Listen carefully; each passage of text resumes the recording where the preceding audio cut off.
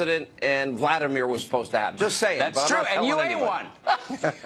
So you're implicated.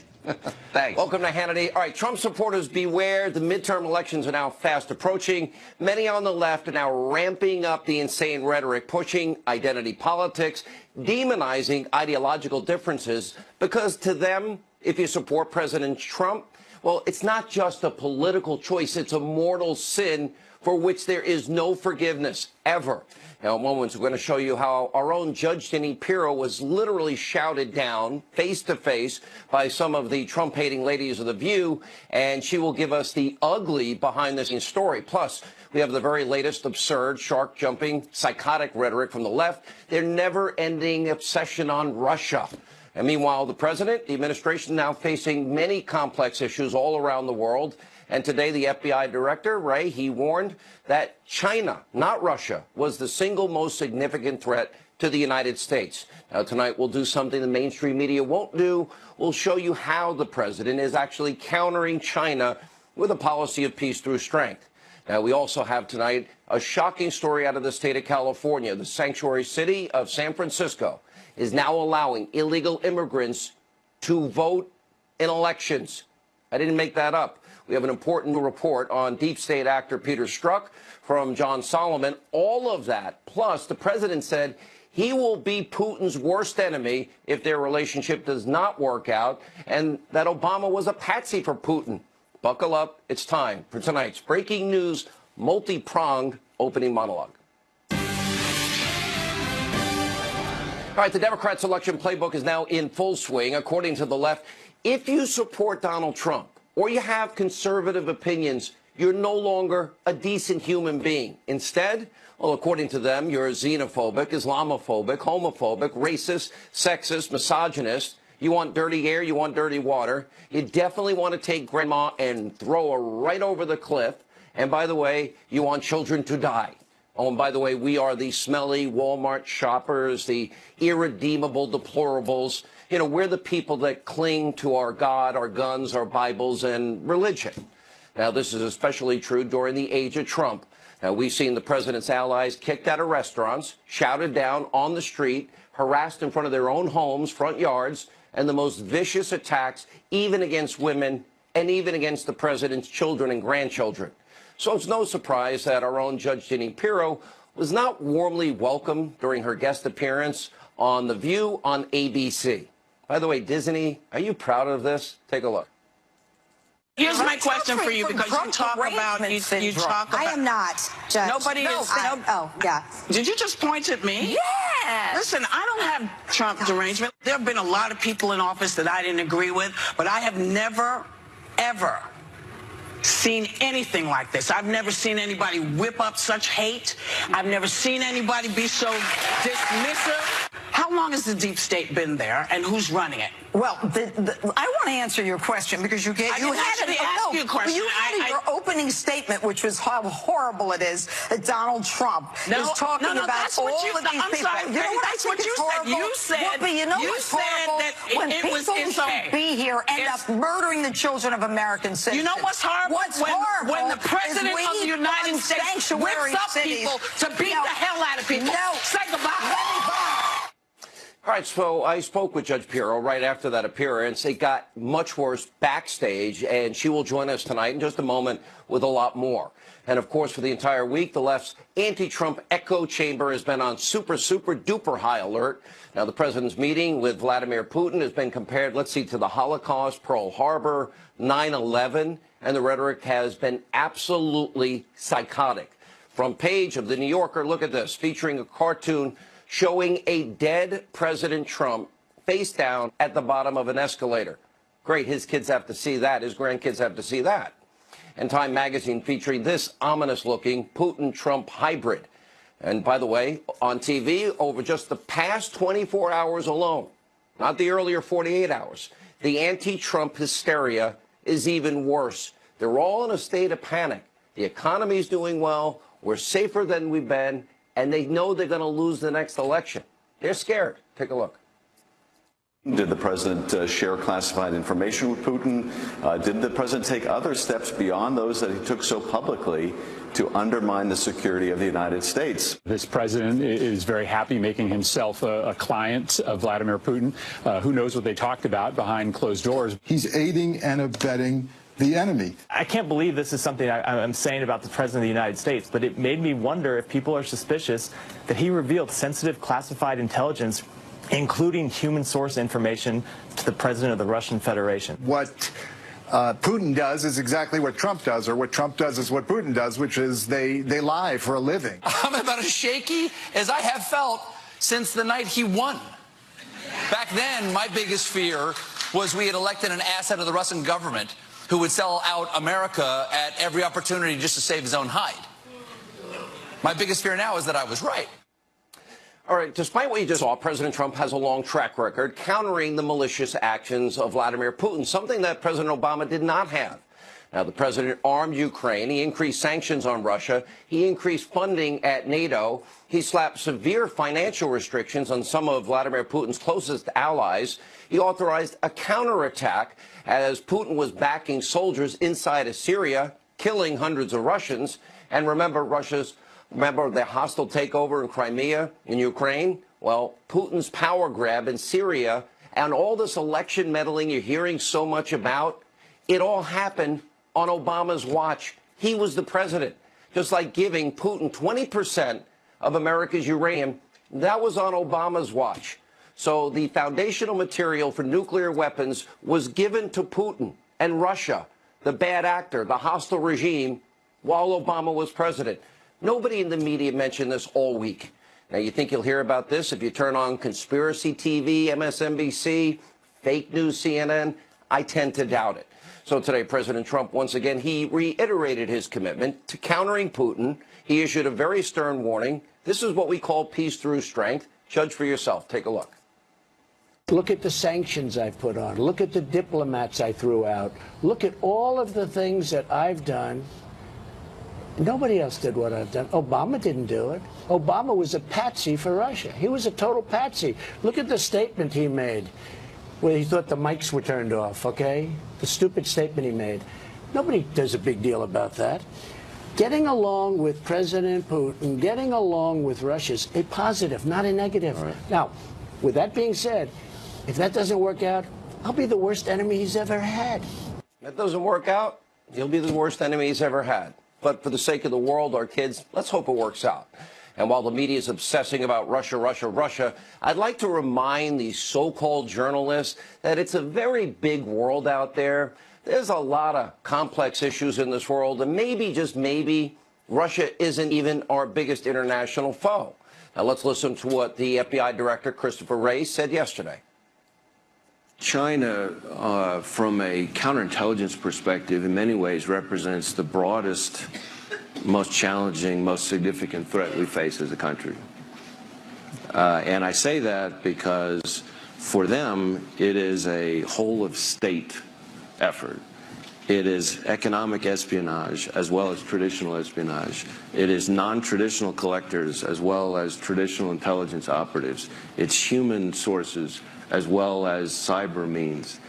We have economic espionage investigations in every state, all 50 states, that trace back to China. That's right, China, not Russia. All right, someone may want to tell the left in this country that there's more to life than Vladimir Putin. So why isn't the media obsessing about the China threat? Where's the hysteria over Chinese hacking and aggressive military actions in the Pacific, currency manipulation, theft of intellectual property? While the left is spinning out of control over Russia, well, right here on Hannity, we report the full story. President Trump is keenly aware that the geopolitical threat that is posed by all of these bad actors, including China, and has long called them out in a very public way. Take a look. Just remember, we're the bank. We're the bank that everybody wants to steal from and plunder. And it can't be that way anymore. We lost $500 billion last year with China. We are going to end the theft of American intellectual property, crack down on China's trade abuses, and confront countries that cheat. I also had a very candid conversation with President Xi about the need to reduce our staggering trade deficit with China and for our trading relationship to be conducted on a truly fair and equitable basis. We can no longer tolerate unfair trading practices that steal American jobs, wealth, and intellectual property. And as usual, the president's words are backed up with tough action, crippling tariffs, upgrading missile defense systems to China's neighbors, reaffirming America's commitments to Taiwan, and turning the screws on North Korea. We'll have more on the president and the president's geopolitical peace through strength strategy throughout the show tonight. But first, we've got to turn to a very shocking story. It should make your blood boil. You know, the sanctuary city of San Francisco, they're now spitting in the face of every single law-abiding American tonight. City officials are now permitting illegal immigrants, other non-citizens, to register to vote in November's election. That's right. You can't make this up.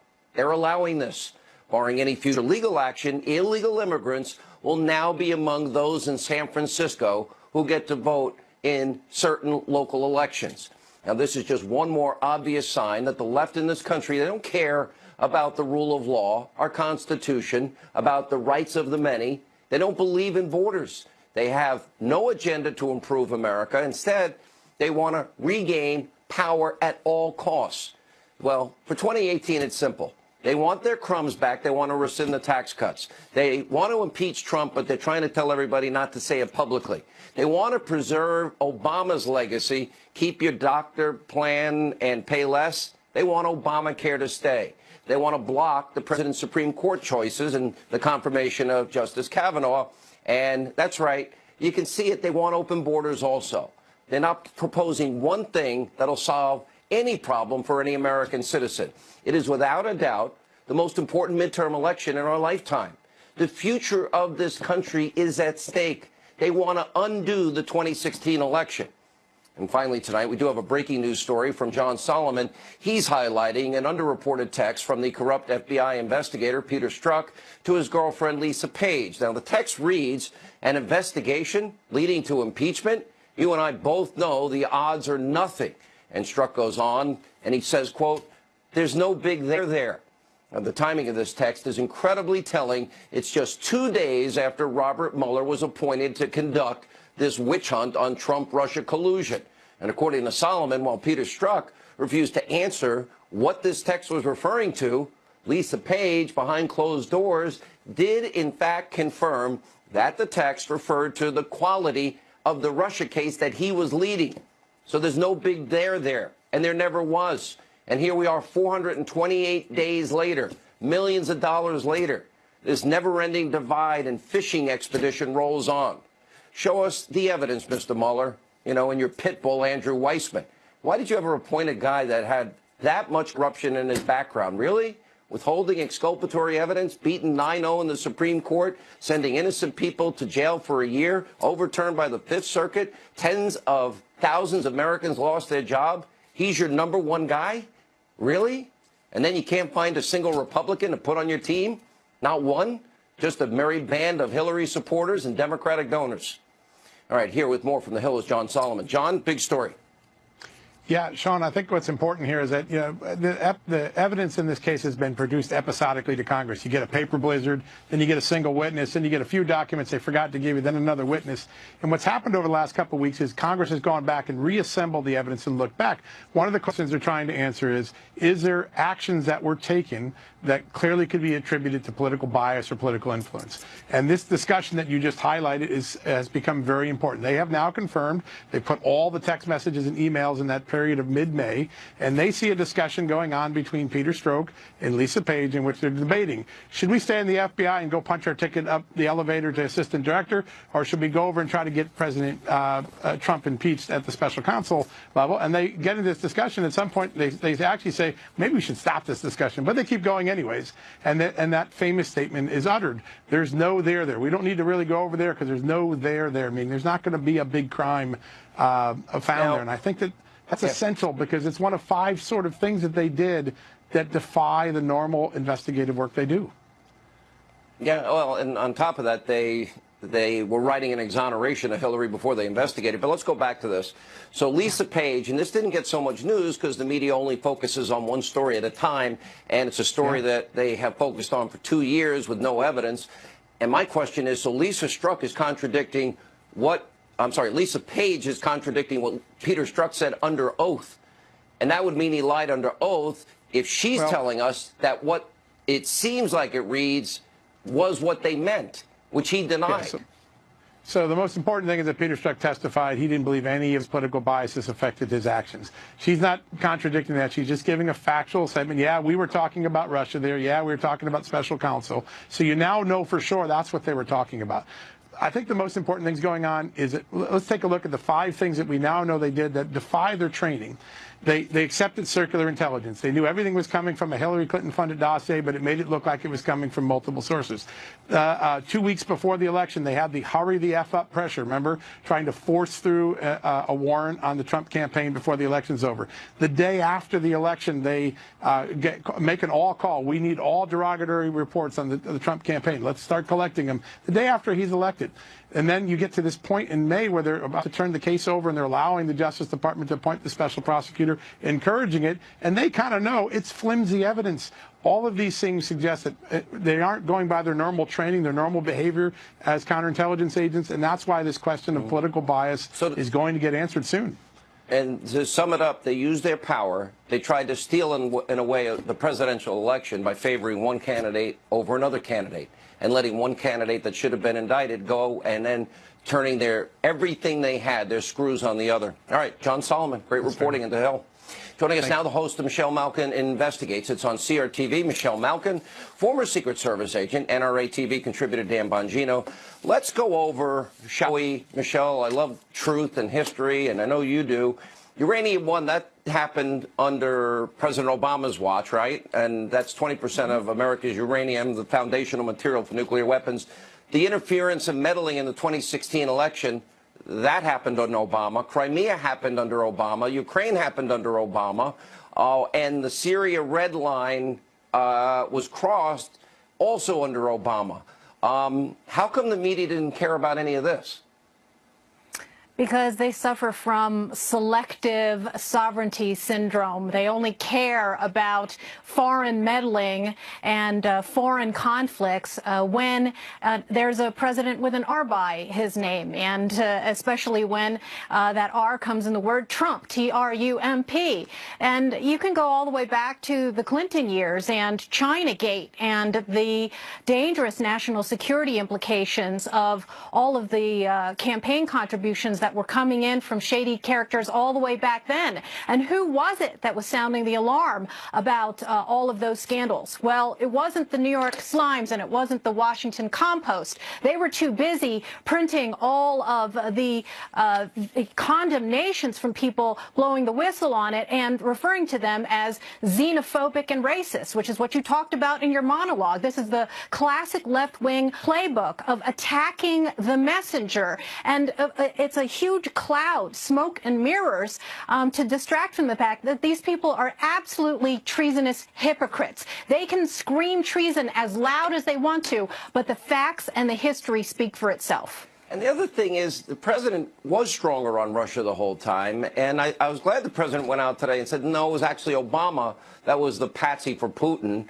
And I don't think there's anybody in the world that doubts that if Putin wants to get aggressive with Donald Trump as president, it's not going to be the same as when Obama was president.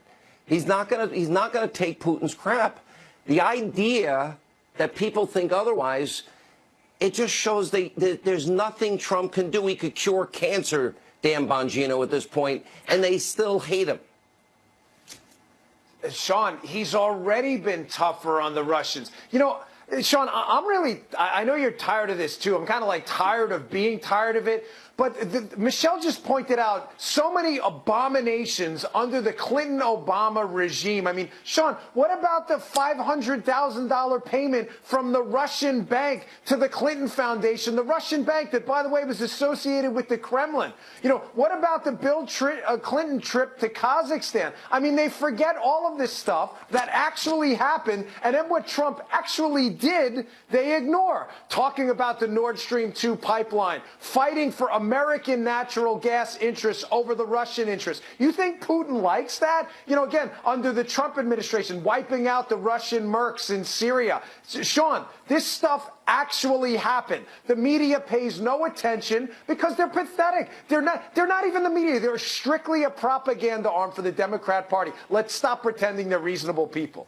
Michelle, weigh in. Yeah, I just want to add something because it is so galling and unconscionable for these media outlets now to fashion themselves the champions of our intelligence agencies. They want you to forget that during the Bush administration, it was 2 New York Times journalists who tipped off Muslim charities, the Global Relief Foundation and the Holy Land Foundation, designated terrorist finance organizations to raids that were about to happen. The U.S. Attorney at the time, Patrick Fitzgerald, condemned those leaks and those publications of that dangerous information because it directly impacted and affected those agents that were executing the raids. These are the same people, the New York Slimes, that blabbed about releasing and revealing the identities of CIA interrogators, including the one who interrogated KSM, again, endangering these intelligence agents and ignoring the entreaties of top officials who were telling them not to do this in the name of national security. They didn't care then, and they don't care now. Last word, Dan. The New York Times, again, to double down on what Michelle said. What did they do?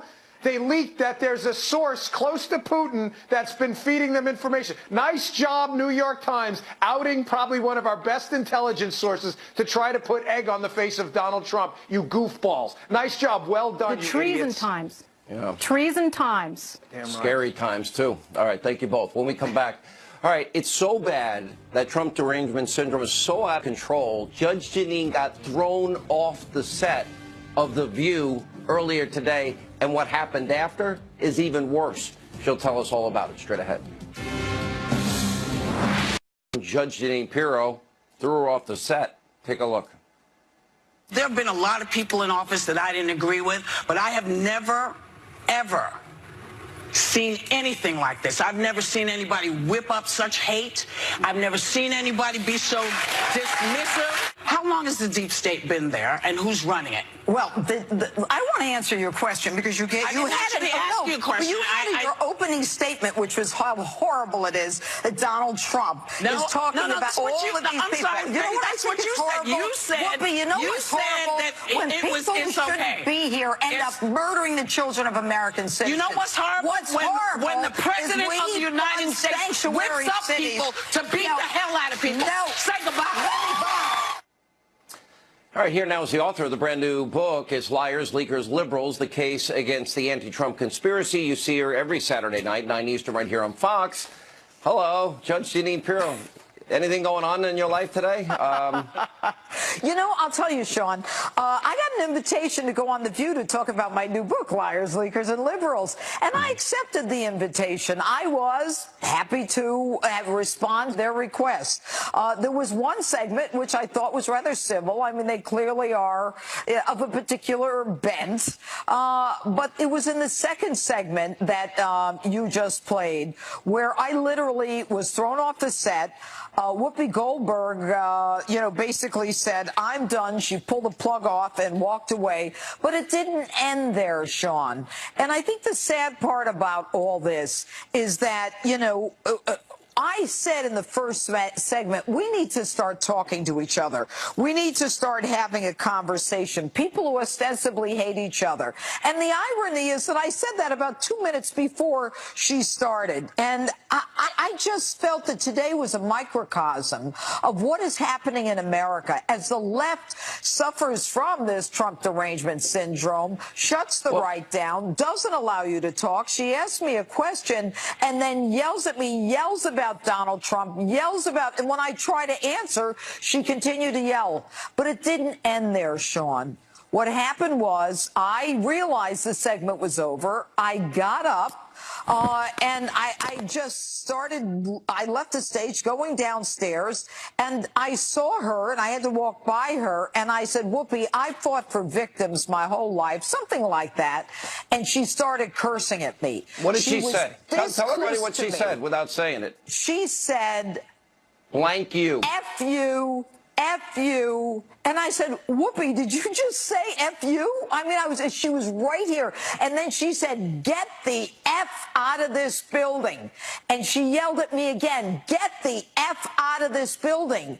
And I felt like I was less than dirt. I couldn't believe that I went there to have a conversation. I got thrown off the set, thrown out of the building. And as I walked away, she's yelling at me, get the F out of this building.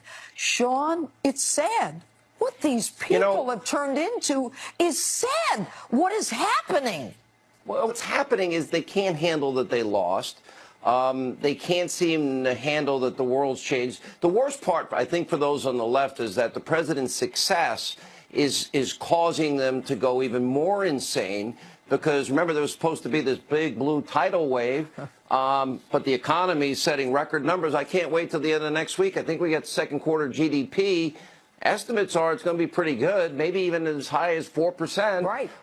Which, you know, Barack Obama never had in 8 years of his presidency. 13 million more Americans on food stamps, 8 million more in poverty, and the president's getting results. But there's no doubt it's a divided country. I've known Whoopi for years. I've watched the show. Frankly, it's become unwatchable. The ratings are way, way down from what it used to be. And the fact that they can't have a civil conversation with you is part of the reason. Well, you know, Sean, I have co-hosted that show in the past. And during the break between the first and second segment, I looked over at Whoopi and I said, how are you? I haven't seen you in a while. And I said, you know, are you still doing something that we used to do together? And she said no. And then I turned to Ana Navarro from CNN. No one told me someone from CNN was going to be a host, which I thought was kind of fascinating. I hope you said fake news. And, you know, I tried a conversation to have and all of a sudden, when we came back into the second block, it was all hell broke loose. And I have to tell you, Sean, we deserve better. We deserve better than to be berated because we may support the president. Judge, look at what happened to Pam Bondi, Secretary Nielsen, Sarah Sanders. Look at the covers that I just showed our audience in my opening monologue tonight. Severed heads, dead presidents at the end of escalators now. It is, the left is unhinged. They don't have a plan to offer the American people. All they have is innuendo, name-calling, the typical playbook, racist, sexist, homophobic, xenophobic. They don't have any agenda to improve the lives of people. But it's not a good time to be a Democrat. The scary part is people are going to think this is normal. You know, I wasn't just in a restaurant. I was invited to go there and speak. This is where people start to copy what other people are doing. And what Americans It's getting dangerous out there. Yeah. It's getting dangerous for a lot of people. Everybody needs to take a deep breath. And you know what? There's an election coming up. Focus on the next election. Right. And Focus on your candidate, and maybe I don't even want, don't change. Just keep being as dumb as they are. That'll be perfect. All right, Judge, I'm sorry you went through that. Thanks for sharing it. You didn't deserve it. By the way, the book, Liars, Leakers, and Liberals, is out in bookstores. Anyway, when we come back, President Trump loving that Joe Biden, crazy Uncle Joe, might run against him in 2020. I happen to be all for it. We got Jesse Waters and Jessica Tarlov. Who will win tonight's It's Your World? Straight ahead.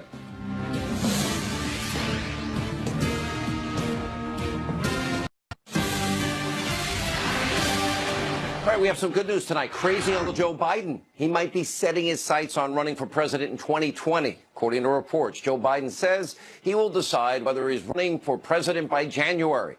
Now, President Trump responded to Biden's possible run on CBS Evening News. Let's take a look. Let me ask you about 2020. Who do you think your Democratic opponent will be? Joe Biden says he'll make a decision by January. Well, I dream about Biden. That's a dream. Look, Joe Biden ran 3 times. He never got more than 1%. And President Obama took him out of the garbage heap, and everybody was shocked that he did. I'd love to have it be Biden. Yeah, he can run on Obama's failed record. if crazy Uncle Joe does decide to run against Trump, it would be interesting. Let's take a look at some of his, well, proudest moments. My mother believed and my father believed that if I wanted to be president of the United States, I could be vice president. His mom lived in Long Island for 10 years or so. God rest her soul. And although wait, your mom's still alive as your dad passed. God bless her soul. Chuck Graham, state senator's here. Chuck, stand up, Chuck. Let him see you. Oh, God love you. What am I talking about? A man who will be the next president of the United States, Barack America. Delaware, the largest growth in population is Indian Americans moving from India. You cannot go to a 7-Eleven or a Dunkin' Donuts unless you have a slight Indian accent. I'm not joking. What kind of a chance would a northeastern liberal like Joe Biden stand in the South? Better than anybody else. And you don't know my state. My state was a slave state. My state is a border state. My state is the 8th largest black population in the country. You got the first sort of mainstream African American who was articulate and bright and clean and a nice looking guy. I mean, that's a storybook. They're going to put you all back in chains. First mainstream African American that's clean, articulate. My state's a slave state. Oh, you can't go to a 7-Eleven or a Dunkin' Donuts unless you have a slight Indian accent. Here's the reaction. The co-host of The Five. He's got 2 shows. The host of Waters World, Jesse Waters, Fox News contributor Jessica Tarlov. Okay, Jessica. Okay. Imagine any Republican said those really dumb things. What would your side, or how would your side react? The same way that we did when Donald Trump said things like that, and he ended up getting elected. Not talking about so Donald I guess Trump. Joe Biden will be just fine. Joe, crazy Uncle Joe. Yeah, crazy. Yeah, I've heard that. I mean, frankly, some of those gaffes aren't terrible at all. They're just misspeaking. He's been in politics 30, 40 years now. There's obviously going to be things on tape that would be embarrassing, as it were, but I don't think that has any bearing on what how he would do in 2020 running against a Donald Trump. We could run reels for hours and hours of President listen, Trump. he can run on his record. By the way, Jesse, the record speaks for itself. Let's see, 13 million more Americans on food stamps, lowest labor participation rate since the 70s. You have 8 million more Americans in poverty after 8 years, the worst recovery since the 40s, lowest home ownership in 51 years. Now we'll compare that to the Trump economy, and how's that going to work out? I mean, Donald Trump has a better record, he has a better economy, and he has better hair than Joe Biden. I mean, Joe Biden actually has great hair. I'm not so sure. Joe Biden's a gaffe machine. He's got no base, he's got no money, he's got no crowd size, and he's a straight white male, which is a little too much privilege for the Democratic Party. I don't know if they're going to be able to handle that. Plus, the guy's a little creepy. Ever see those videos where he's doing the massages and the whispering with the young women? A lot of those are doctored. The minute Donald Trump retweets that video, game over. Creepy Uncle Joe, good night. So I don't think he stands a chance. All right, I'm going to start a new quiz section of the Jessica segment, all right? Now, put your hand up if you know the answer. Okay. Uranium One happened under which administration? Was it Obama or Trump? Jesse. Obama. Okay. What about the Russian? What about the Russia meddling and interference? Did that happen under Trump or Obama? Barack Obama. I feel like you guys are playing a game by yourselves. What about Crimea and the Ukraine? Hang on. Crimea. We're playing a game. Crimea and Ukraine. Trump or Obama? Hate to do it. Barack Obama. Oh. What about the reset button? They handed the little button over through Hillary to Russia. Where did that happen? Crooked Hillary under Barack Obama. And what about who said to Dmitry Medvedev, something wrong, Jessica? Who said to Dmitry Medvedev, who said, I'll have a little more flexibility after elections? Tell Vladimir. I think that was Barack Hussein Obama himself. Oh, it's nice you threw in the middle name there. I just wanted to be thorough. Who's been tougher on Russia? Obama or Trump? Oh, wait, you have to say the other name. Donald J. Trump. Donald J. Trump. Jessica, I'm just trying to understand your side's freak out. Help us out. Because all this happened under Obama's watch. Oh, I mean, our freak out. Jesse gets an A+ for getting every answer right. That is totally stunning to me. Thank you. I deserve it. Yes. And because I won last time, I know you really needed that for your ego here. Yeah, I got sick of winning. First of all, but the meddling happened under Obama. The meddling did happened with John happen Brennan. under Obama, and Democrats have been critical of how the Obama administration handled that. But the President of the United States of America today, Donald J. Trump, as you like to call him, stood up there next to Vladimir Putin and said that he didn't meddle in the election, which everyone knows that he did. No, I actually played on the air last night. You got to pay close attention to the show because, whoa, I played at least 7 separate instances where he said Russia did meddle in the elections. He said it over and over and over and over again. Yeah. And so it's not something that he had not said previously many times before. Okay, so it was the 7 times he received the classified information even before his inauguration day that the Russians had meddled in the election. For all 7 times that he had said that, and they were pretty waffly anyway, he said it, right, hundreds of times that they didn't. He says it's a witch hunt. It's not a witch hunt. Also, you have, why are you laughing, Jesse? You got to say like Barack Obama, I'm just laughing because you guys are so tough on Russia. Russia ran wild under Barack Hussein Obama. You guys did nothing until little Hillary got embarrassed with some emails that came out about Chelsea and her wedding. Please, you guys are not tough. You think global warming is more of a threat than terrorism. You're afraid to pour water on terrorists' heads. You guys have done nothing on Russia, and now you complain because it's an excuse for losing the election. You know what really cost her the election? She fainted. She was a terrible candidate. She didn't go to Wisconsin, and she called half the country deplorable. I think that had a little bit more to do with losing. I want you to know, so Jessica, the last time we were together, got her first win. Jesse now has come back and has won 100-0. That's never happened. Yeah. No, it's and really let's tell everybody where Jessica was last week. Remember? It's now Moscow. back to Jesse's world. I went to the semifinals of the World Cup in St. Petersburg. The first time we've ever had a perfect score goes to Jesse Waters. This is insane. Sorry. Maybe next time. Thank you. All right. Maybe next time. All right. Good to see you both. Still to come, there's probably no one else out there in the world that knows more about the hatred of the media that they have for Donald Trump than Sean Spicer. He joins us next. Straight ahead. All they seem to care about is destroying Trump, delegitimizing his presidency, and going after, as we saw with Judge Jeanine, anybody that likes the president. Watch this. Can we still call President Trump the leader of the free world?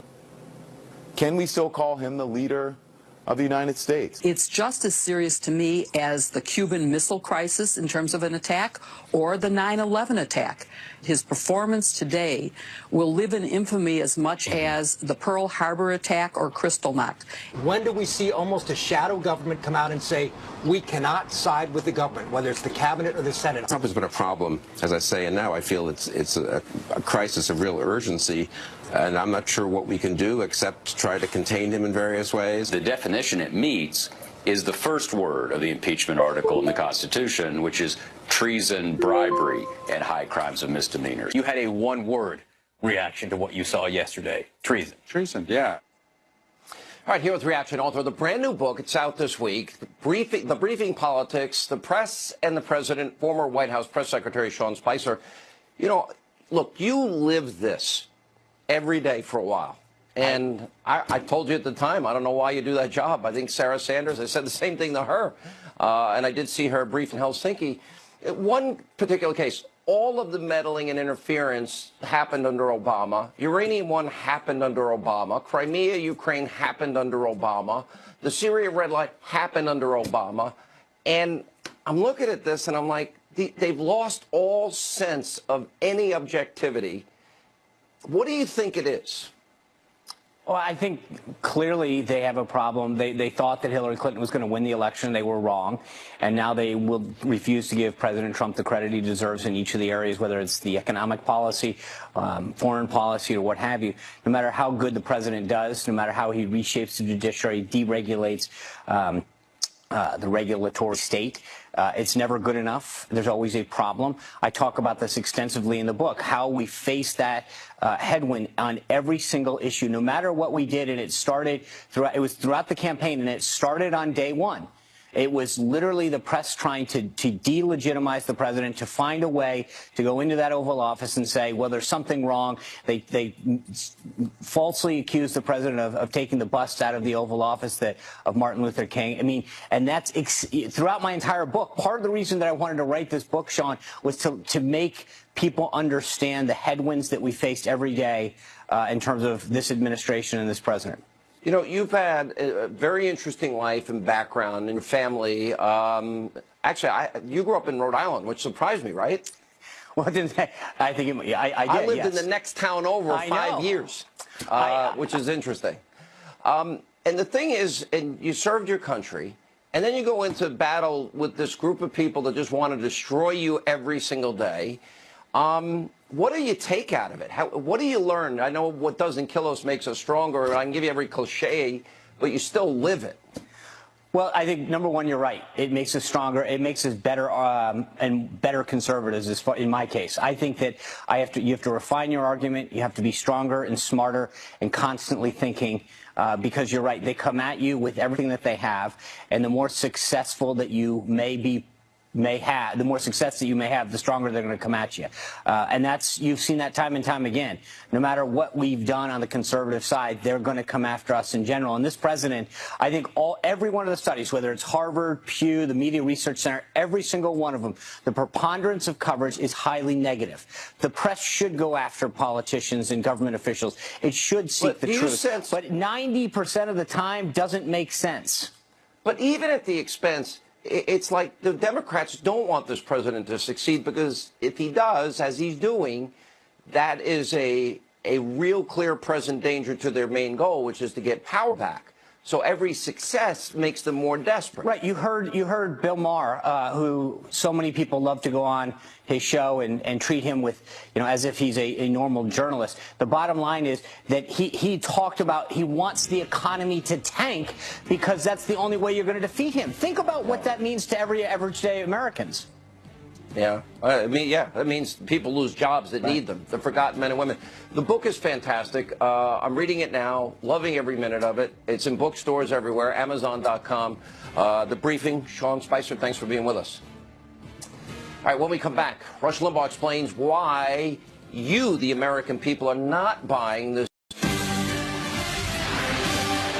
All right, following the president's summit with Vladimir, the left and the Destroy Trump media did everything they could to attack the president. Earlier today, on his massive radio show, Rush Limbaugh explained how the polls show nobody cares.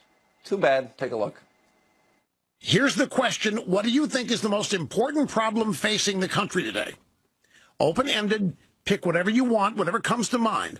What has been dominating the news for, well, the past week, the past month, the past 2 months? What has been dominating the news? Trump colluding with Russia. Russia meddling in the elections. Our election may have been illegitimate. Donald Trump may be a Russian spy. Donald Trump, you name it, that's been the lead item.